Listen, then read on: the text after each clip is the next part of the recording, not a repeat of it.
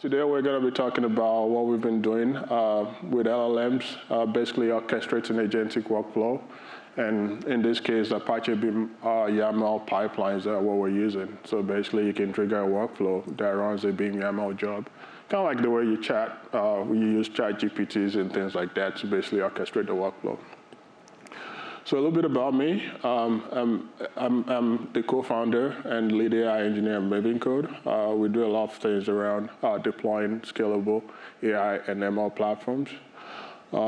That's Maven Code. We've been doing this for a while. We're based in Dallas, but we have a distributed team all over the world.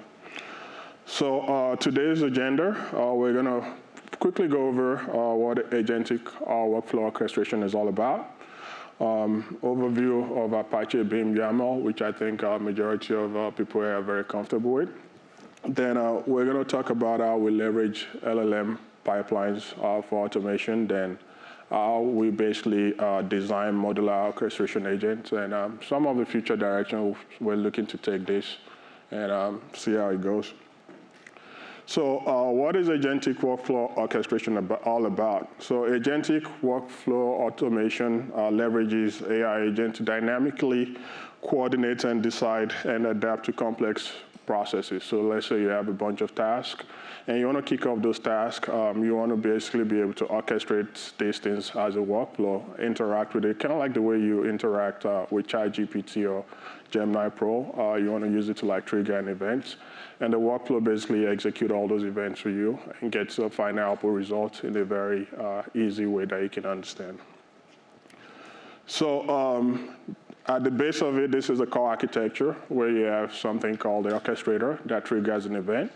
It could be that triggers agentic workflow. So it could be like an event, or it could be time-based where you have something scheduled. And you have access to a bunch of agents. It's a multi-agent setup, so you have an agent pool. And once the agent receives the instruction, it's going to trigger the workflow. And in this case, the workflow pipelines are your Apache Beams, potentially.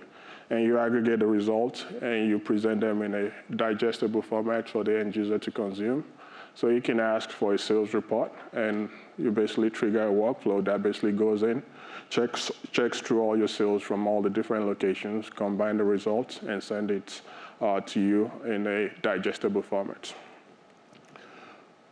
So key characteristics of this agentic workflow are that they're autonomous. So autonomy, so the agent operates independently. So each agent can reason, can understand the context. And the intelligence, each agent can make intelligent decisions on their own. And if they cannot, they basically coordinate with other agents to get the work done.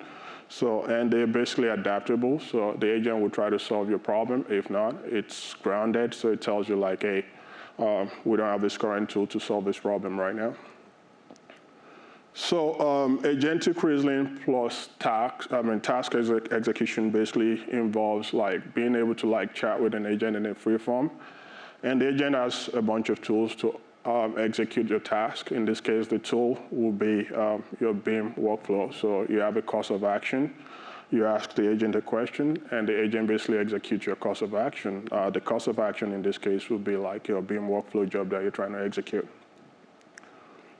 So if we break this down a little bit further, so you have the agentic execution path or workflow for Apache Beam job. So you have somebody that comes in and types in the prompt that, okay, I want to execute this task. So the user comes in at the desktop trying to execute a task. You have MOE router agent that understands the right tool to do the job, and you have a bunch of expert agent pools that basically execute your workflow. So they receive the task, and they basically decide what Beam YAML job they need to execute. So, and you can do that over and over. Every time you ask a new question, if the tool is there to solve it, they'll basically look out and try to execute the task for you.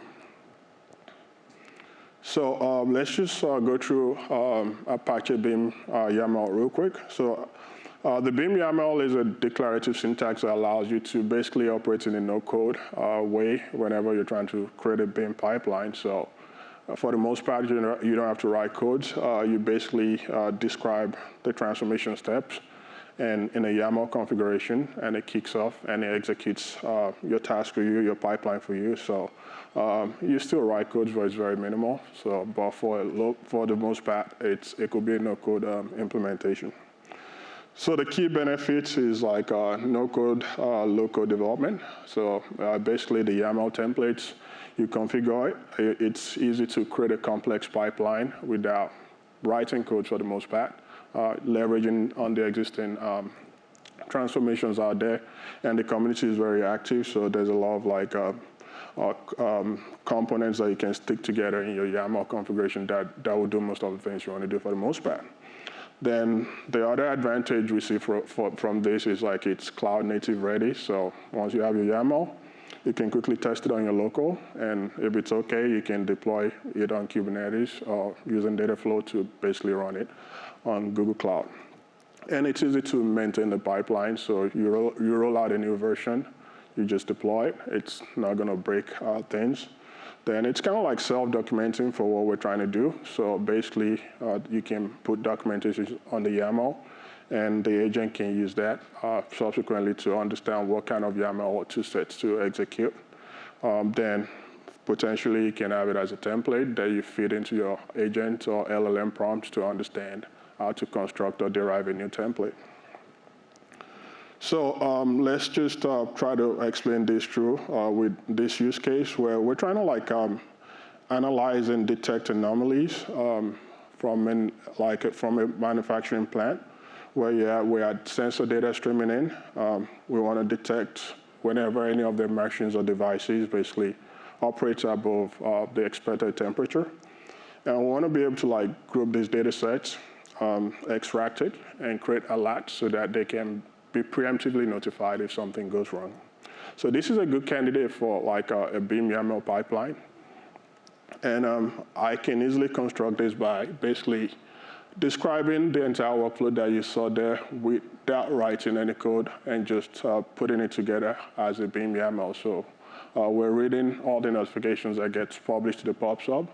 We're doing transformation, we're grouping, and we're basically writing it back to the sink on another queue.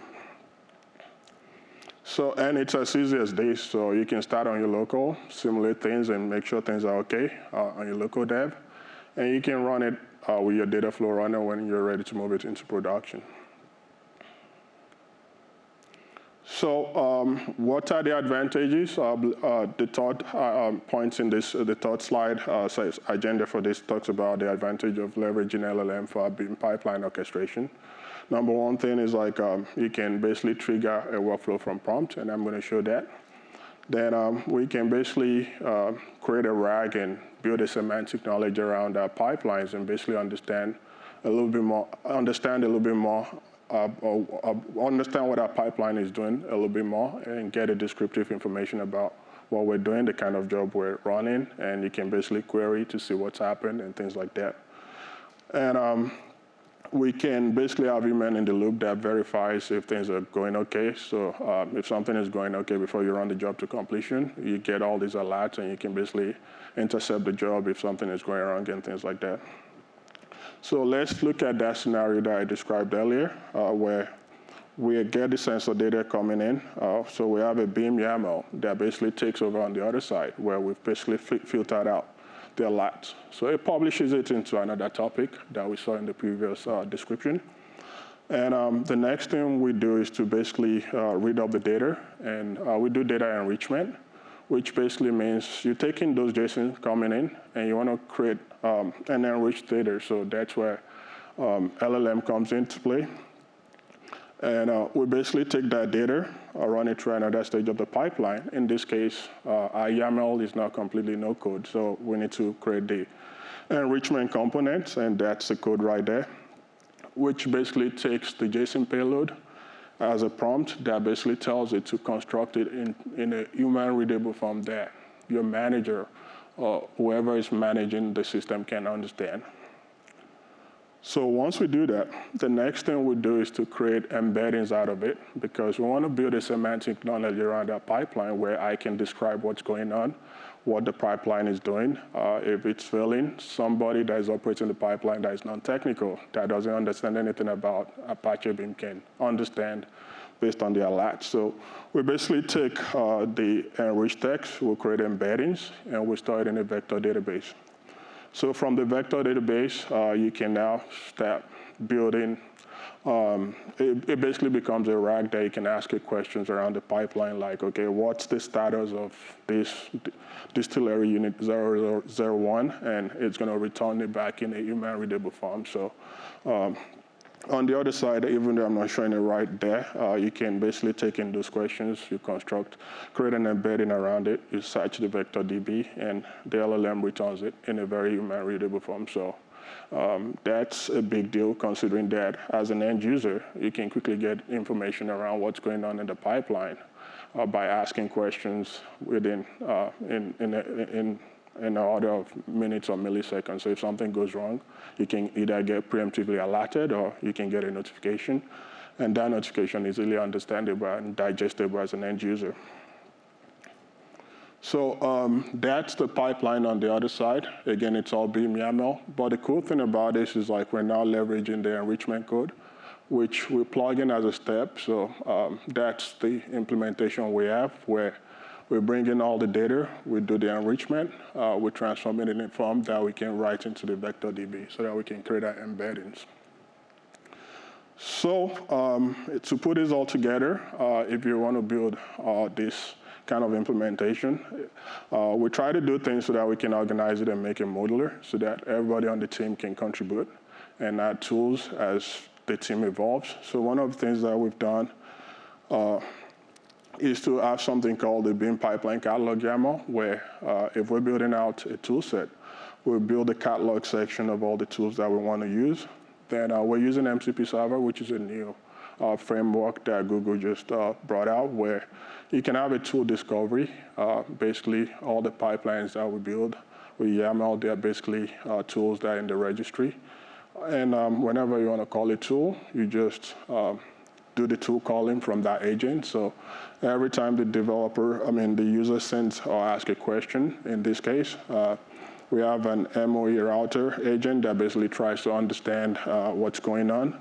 And it's going to determine what tool or what pipeline should we run, or what agent can do the best job. Then that agent picks it up, loads up the YAML file, and try to execute a workflow. So it makes it easy for us to basically separate things and the modularity. And as we basically improve the platform, we can add more pipelines, we can add more agents. And it's basically leveraging on the Apache Beam YAML, which is declarative, easy to audit, easy to improve, and version.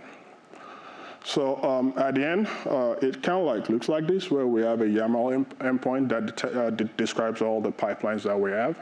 So basically the catalog, you query it, you can see the tools, then you have all the different pipelines that the agent will invoke for what they need to do. So this is kind of like the RESTful endpoint. I tried to just do a screenshot of the video where you can basically discover which tool is out there that you need to run.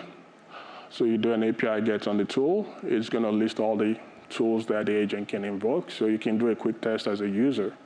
So once you have the tool, then you can basically send in the parameters, or your agents can send in the parameters and try to execute the pipeline for you. So I'm going to skip this real quick. So those are the sample pipelines that we basically publish on that platform. But the cool thing about that is basically I can now go back and execute a code to basically ask a question. So we're trying this on the command line right now, but we have a UI interface that we can slap on top of this as well. So basically you ask a question, the agent determines what kind of tools to invoke. So it's going to go in, and the agents are talking to each other. It's a multi-agent setup. So they're going to ask questions, and each agent is doing his own thing. Once it's done, it hands it over to the other agents. Then it determines that, okay, I need to run this as a pipeline. So on the second tab, it kicks off a pipeline. So this is a pipeline that could be running on Kubernetes or running on data flow. The agent executes it. So it's running the Beam workflow YAML that describes your task and what you're trying to do. So in real time, you can get a notification of what's going on, not just a bunch of data sets, but as an end user, or as an operator on the field, you get a notification about what's going on. All this is done leveraging LLMs and what Apache Beam has got to offer with this YAML, which makes it a lot more easier because everything is composed with Apache Beam YAML. So that's how that works in terms of how we're executing these and getting things done. So future directions of what we intend to do on we're leveraging Apache Beam YAML with LLMs. So we want to do dynamic YAML syntaxes from natural language. So we're basically building SLMs that can understand the Beam YAML and be able to like construct a pipeline so that and execute it on demand. A lot of all the things that we're doing right now, they're coming from our catalogs.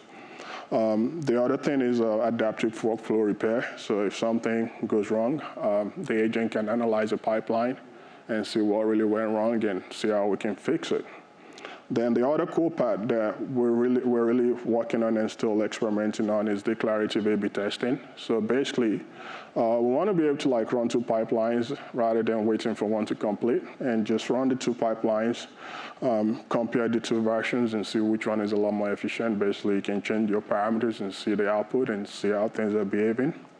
And automated discovery and integration of new transformation. So those are the future directions we're looking to take this. I think that's it.